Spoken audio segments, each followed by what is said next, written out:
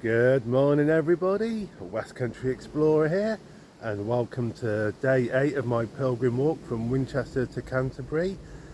I'm in the general area of Lenham, not too far away from Lenham, and my plan is tonight to get to Chilham.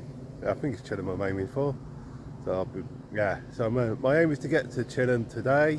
By the end of the day, there's some woods in that general area that I'm going to camp in tonight, and then if I can get to Chilham, that means tomorrow, the final day, I've got just about 6-7 miles to do to get into Canterbury for the final day's walking. So like I said, those of you that watched yesterday's video will know that yesterday's walk was more of one of the more sort of boring walks, one of the not so many highlights and interesting bits. So hopefully today there'll be a bit more to it. So yeah, see how we go. And guys, thank you for sticking with my walk so far and following me so far on this journey to Canterbury. It's the final 2 days, so if you've been following me this far, come along for the last 2 days. You might as well. Come and join me.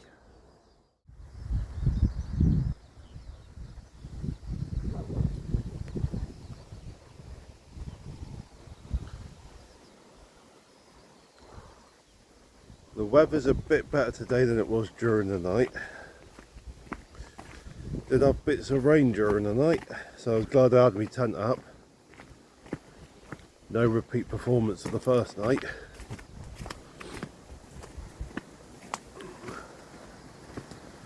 But yeah, nice blue skies today at the moment. A few clouds around, not too much.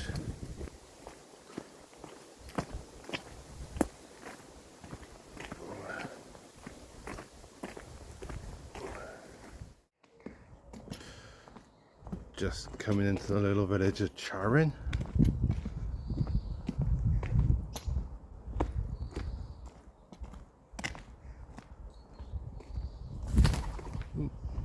Not sure I've ever been in this village before.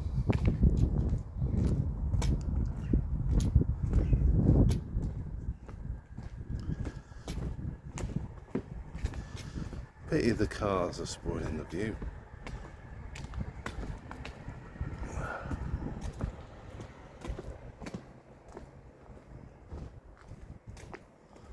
It's not a bad little high street.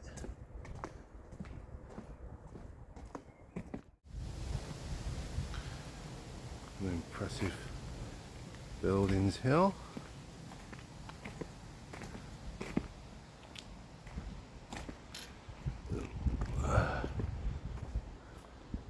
It's the manor house.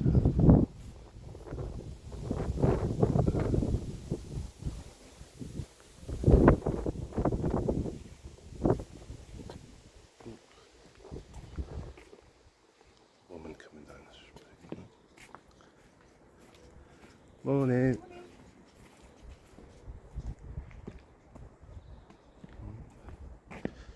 Oh, come on, get back in focus.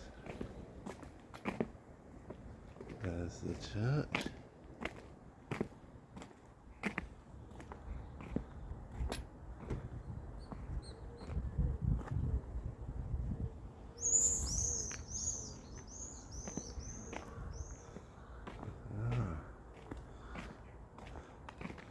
Church behind over there and all the rest. This is all that would have been like the Bishop's Palace area. Ooh.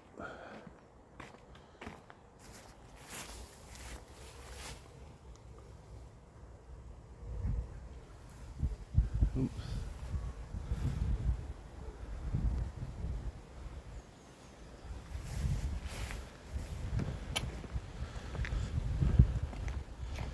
Right. Let's see if I can go inside and all the rest. Have a little sit down and stuff.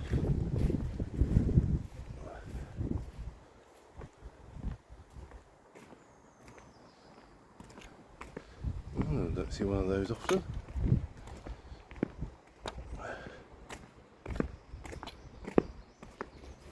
Oh, focus. No. Right. and see if the church is open. Well, I'm inside the church, and apparently in the late 12th century, Richard I, when he came back from one of the Crusades, he brought back the block that was supposedly used for when John the Baptist was beheaded. And that block was brought here to this church in Charing. And as a result, this became a pilgrimage site in its own right. But apparently in the 1590s there was a fire here and the block got lost during the fire. So no idea where it is now, what happened to it or anything like that. So yeah, so just a little bit of history about this church. There's quite a nice little church inside. Just come up the footpath from that over there. Going to be going past some woods, the edge of some woods. Well, this little place.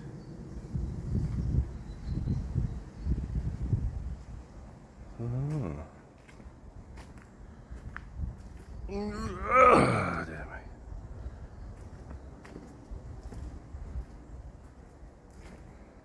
Right, that's. Oh, got my torch yet.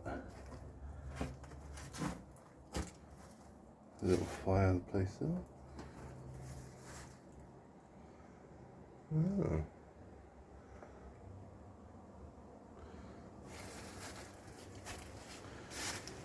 So no idea what this would have been all about. What this was for? I don't know, some kind of light industrial unit thing. I don't know.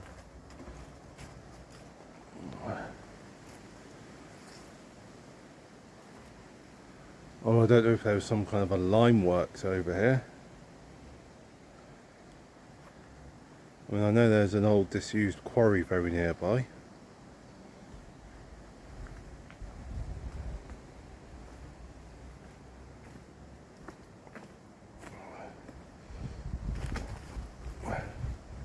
So maybe that was some kind of furnace area for to do with the quarries. Maybe, something like that. There's been a fair few fields of crops that I've walked through over the last few days.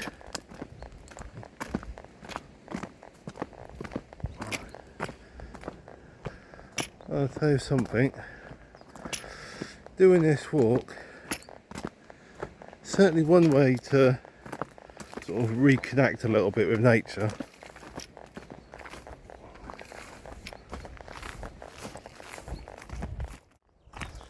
I must admit, so I've gotten into the habit a little bit of sort of gotten into the routine of sleeping in a different place every night, sort of with the wild camping and that. So I always find when I go off on my long walks, when I come back, it always takes me 2 or 3 days to sort of get used to sleeping in the same bed every night again. So yeah, it takes me a little bit of time to sort of readjust back to normality.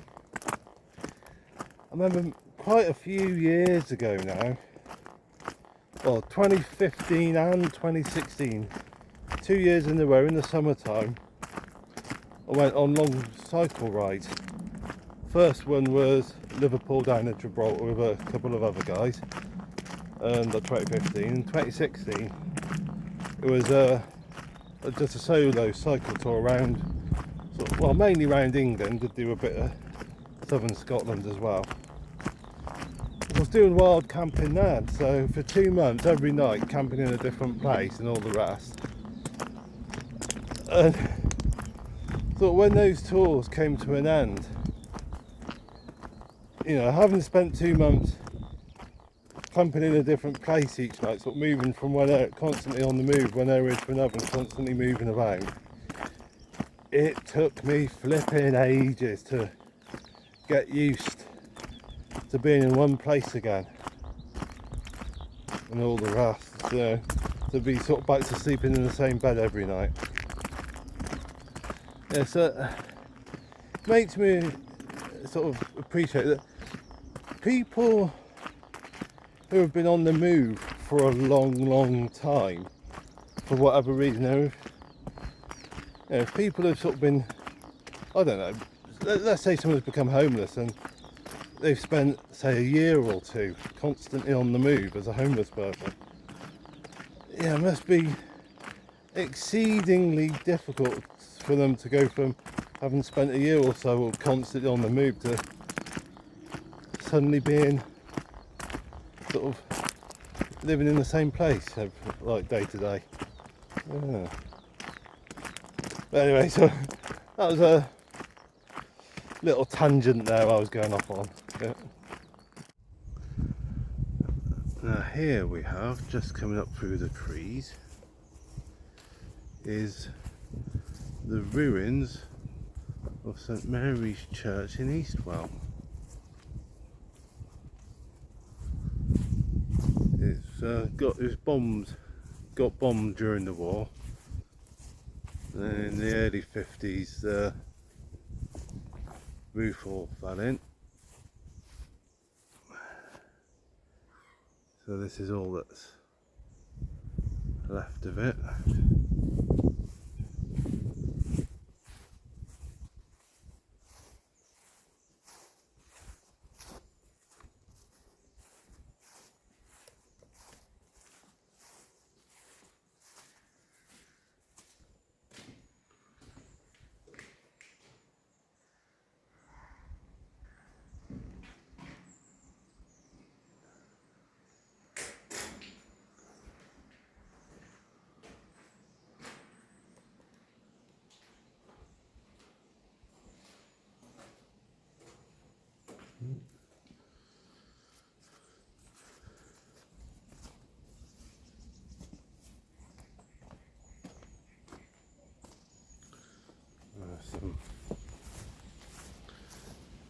Just some solitary bits of wall there. Eastwell Lake there, just sort of through the undergrowth.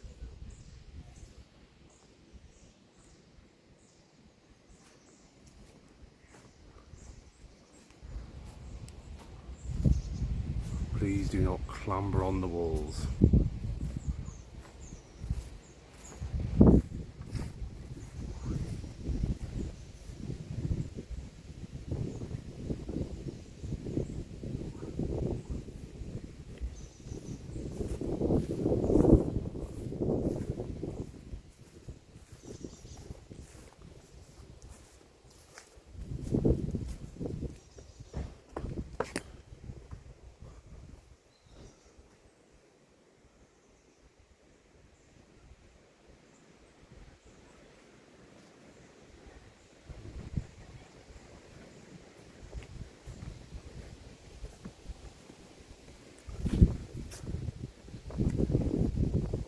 One little bit of something interesting over here.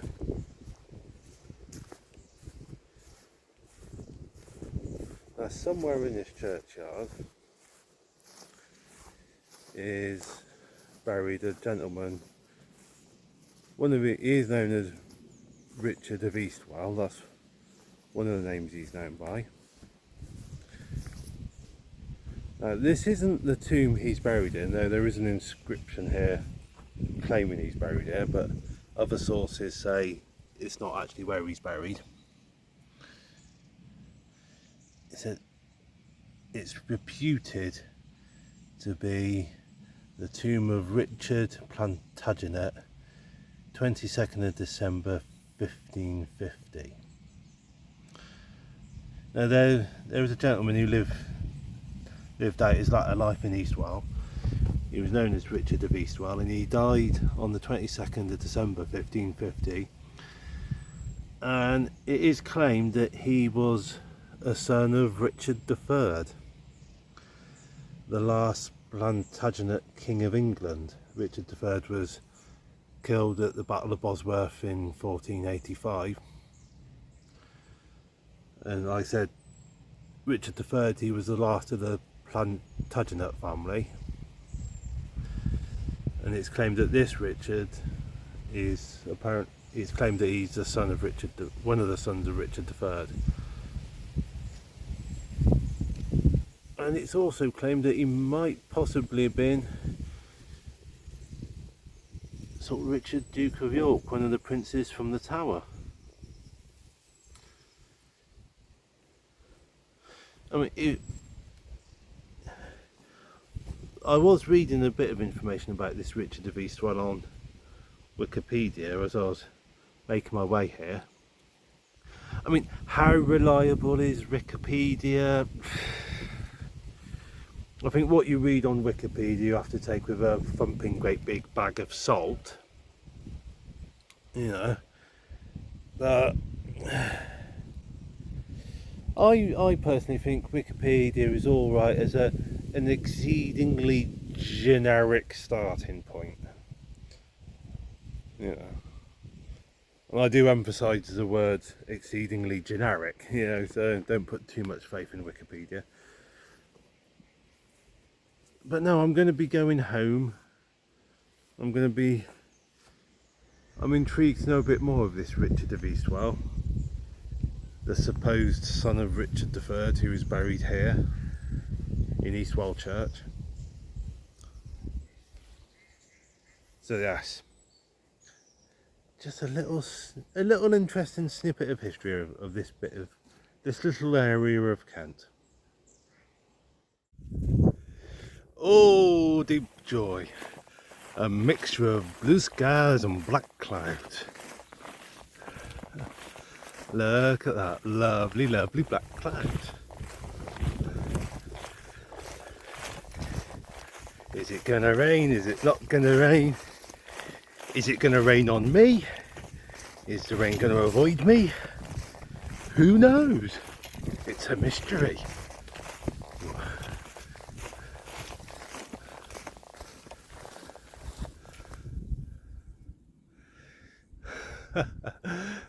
Lovely skies over there. Look, look, look. Right, blue sky, blue sky, blue sky. Lots and lots and lots and lots of blue sky. Slightly horrible looking black cloud. And a very long footpath through a very big field.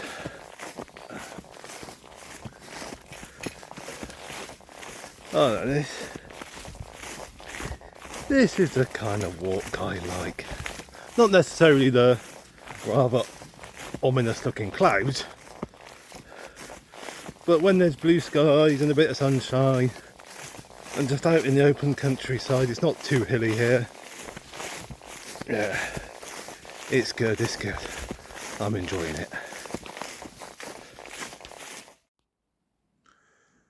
Well, I'm sitting inside Godmersham Church. Just been relaxing here for a few minutes. I've got 2.5 miles to go to Chilham, which is where I'm going to stop for the night. And then that leaves me 7 miles to do tomorrow from Chilham to Canterbury.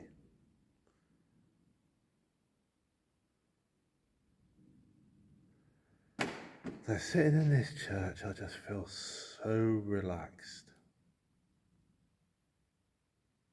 Earlier on, actually tell you what guys, I'm going to twizzle you around a second. Yeah, so earlier on, as I was walking along, I came through the graveyard of Bolton up there, Bolton Church. I couldn't get in because it was locked up and that. But walking through the grounds, I just got this really weird feeling. I'm not going to go into the whole story. The full story I'm going to keep a bit private because I just don't want to tell the whole story on camera. But suffice to say, yeah, I just got a weird feeling there at Bolton Church. Paul, if you're watching this and I haven't already sent you an email about Bolton give me a nudge because I'm going to be emailing you about my experience. Paul, you need to get there. I think you need to get to that church with a team. But anyway, yeah. Sorry guys, I'm going off tangent there. So anyway, yeah.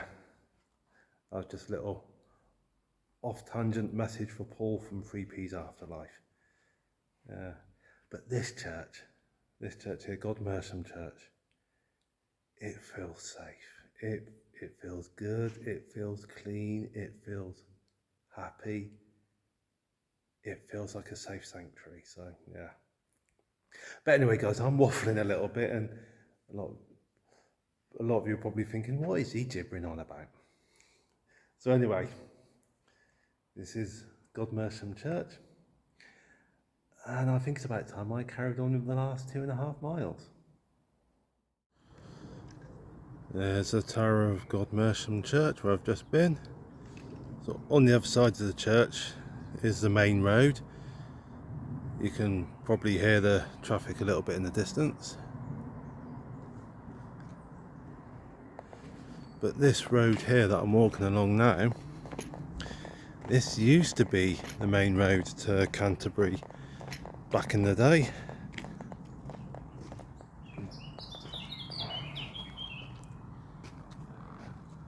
As you can see, not a main road now. It's near the end of the day, and this is the little village of Chilham.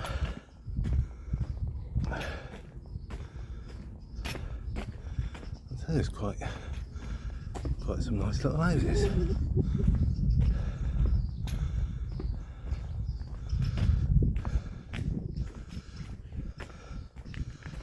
Pretty little village.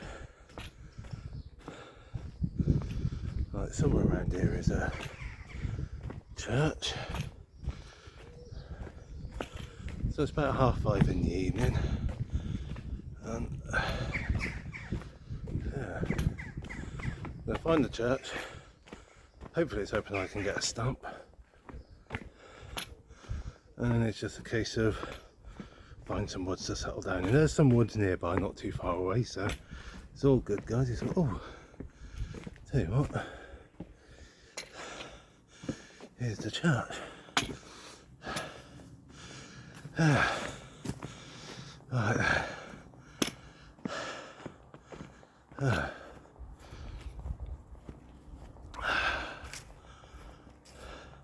Not a bad little church. Alright then guys, gonna see if it's open. Alright guys, I've stopped for the day and set up tent just a bit east of Old Wives Lees, so down in a little wooded area, as you can see. So I've got about 5.5 miles left to go to Canterbury, which I'll be doing tomorrow morning. So yes, the final push is upon us, and day number 8 has been good. It's been good. An enjoyable journey, and like I said, day number 9 is going to be a short 5.5 mile walk into Canterbury, and then go to the cathedral, to the Shrine of Thomas of Becket and all the rest, and that'll be the end of this walk. Well guys, thank you for coming along with me so far on my journey. I hope you've been enjoying it all so far, and yes, join me for the final 5.5 miles tomorrow. Thank you for watching, and as usual, stay safe, take care, God bless.